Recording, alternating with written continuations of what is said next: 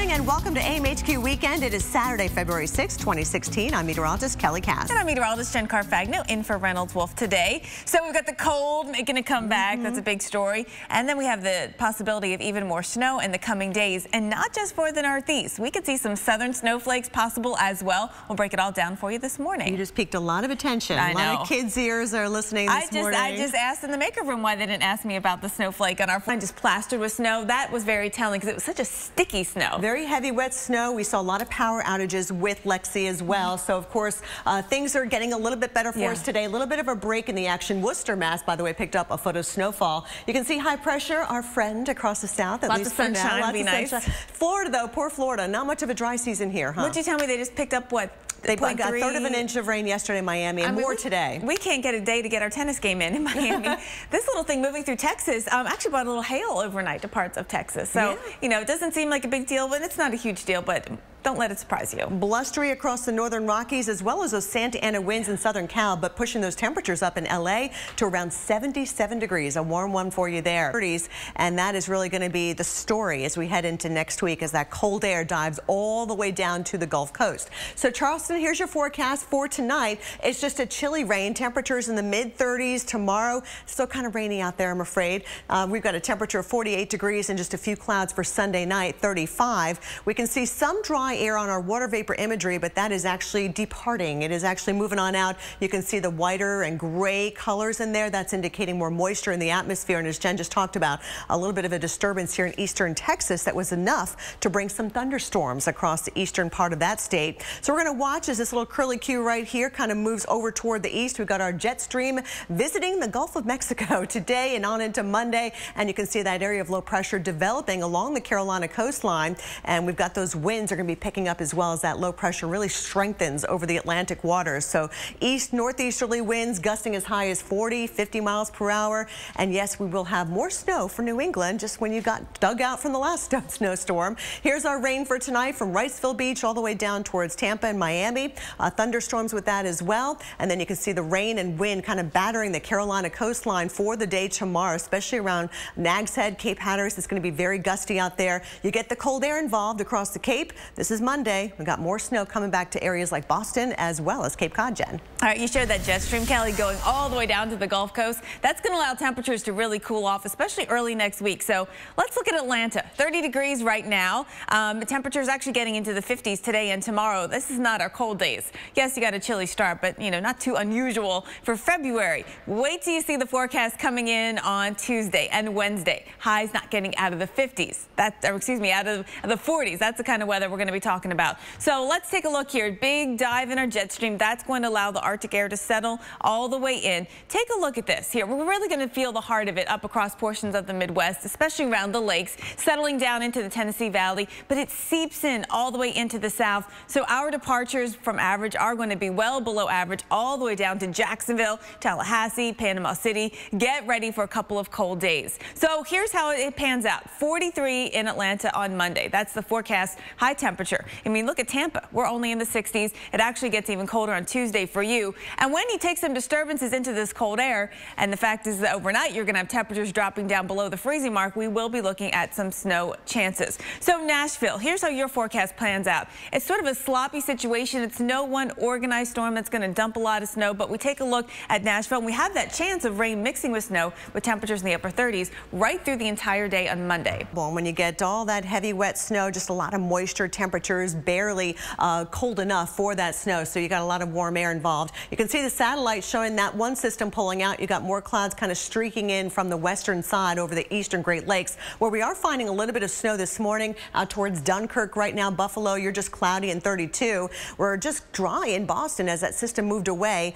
Still some cold air in the wake of all that snow. We had over a half a foot of snow officially in Boston, and you can see the winds are going to be coming up more out of the south. That means we're seeing temperatures a little bit above average for this time of the year. 43 New York City, 45 Philadelphia. You like it warmer? We've got more warm air for tomorrow. In fact, above average with plenty of sunshine along the I-95 corridor. There and voting when it comes to the weather conditions. And I read and I found this really interesting that the warm weather that we had last week was actually a big factor too, because Trump's people didn't go out and campaign despite the warm weather, and everyone else, all the other candidates, had a lot of folks out there campaigning in that warm weather. All right, let's talk about the cold coming in, because that's going to affect everyone all the way down into the south. We are going to be looking for big dip in our jet stream, bringing in cold air, and with that in place, if you've got any little disturbance in the atmosphere, now you got the chance for some wintry weather. So let's track one system for you. It's really an upper level system that's going to drive a surface low to develop, and we'll see that off the coast. So as we track this here, getting into the Tuesday, Wednesday time frame, we've got some scenarios set up for you, and again, looking at all of our models, and while they're similar, they're not exactly the same. So one scenario does bring accumulating snowfall in to the northeast here, and that would be as a new low continues to strengthen off the coast and moves at that right position, perhaps right over the benchmark, that would allow us to throw some snow back into the northeast. And at this point, it's cold. We're not worried about a rain-snow line. It's just snowfall. However, there's another scenario that as we see our new low form off the coast that is farther offshore and continues to move farther offshore, and that maybe we get a little bit of snow right along the eastern seaboard, but would not be affecting us in New Hampshire. And that's, of course, what we've been talking about here with the primary. So let's look at what's going on into next week. We are going to be watching for, again, the GFS model to take our low right offshore. And I know everything looks green on here, but you should know that everything to the left of this blue line is cold enough to snow. So it's all snow. Okay, so we track that, and that does bring some snow into New York, into parts of southern New England, but not so much into Vermont, New Hampshire, and into Maine, specifically New Hampshire, since we're talking about that. Let's look at the forecast then from the European model. Again, that one scooted through pretty quickly, but that one moves off very fast here offshore. So we look at the forecast here, and it looks like a sloppy mess, and we've got that chance for that rain-snow mix. Pittsburgh, D.C., New York City, not until Monday night into Tuesday. Do we track that coming your way up into New England, including into Vermont, including into New Hampshire and Maine. Snow in the forecast. Hard to not put it in the forecast, really, because the models show signs of it, but know that this is a complex situation. There's no sort of obvious one storm that's going to throw in a ton of snowfall. And the models, you know, all have sort of varying, similar, but different enough opinions of the forecast that we can't nail it down. Yeah, you know? I was going to say hard to keep track of even for the trained eye, for the meteorologists. Right. Series of storms. We'll call them coastal storms because they will be along the coast, but they're going to bring different impacts depending on your temperature and, of course, depending on exactly the movement or the track of these storms. But here's a look at the water vapor imagery. What you're looking at with that fiery red, that orange, that's some dry air that we had in place over the southeast. It was a gorgeous day yesterday, places like Atlanta to Columbia, South Carolina. Now we've got some more moisture coming back into the picture and a little bit of a spin in the atmosphere too. Love looking at the water vapor because you can actually see what's going on up in the atmosphere as far as storminess. So you can see our dip in the jet stream all the way down to the I-10 corridor, and that, of course, we're going to follow through Monday with the development of another system here moving offshore, and with that we're going to find it strengthening. We're going to see those winds picking up, coming in off the water, so there will be that push of water along the coastline, but you'll notice too, look how strong the winds get. That northeasterly fetch around Cape Hatteras, the Nags Head area, 25 to 35 mile per hour winds as we go through Sunday afternoon. Here we are Sunday evening. It's still pretty blustery out there, although the winds do kind of let up a little bit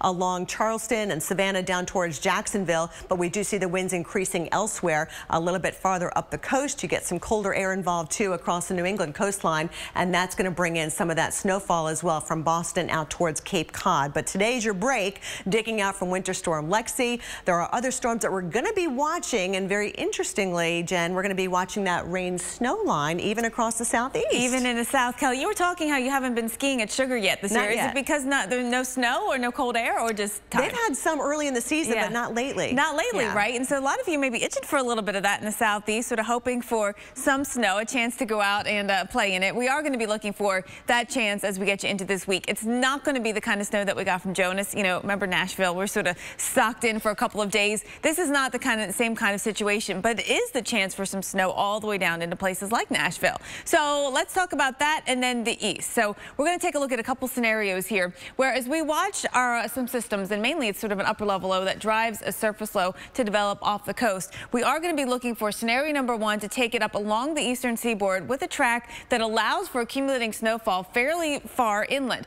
right through central Pennsylvania into New York. Although Buffalo and Rochester, I know you guys are wishing for snow there, you're still kind of out of it with this one.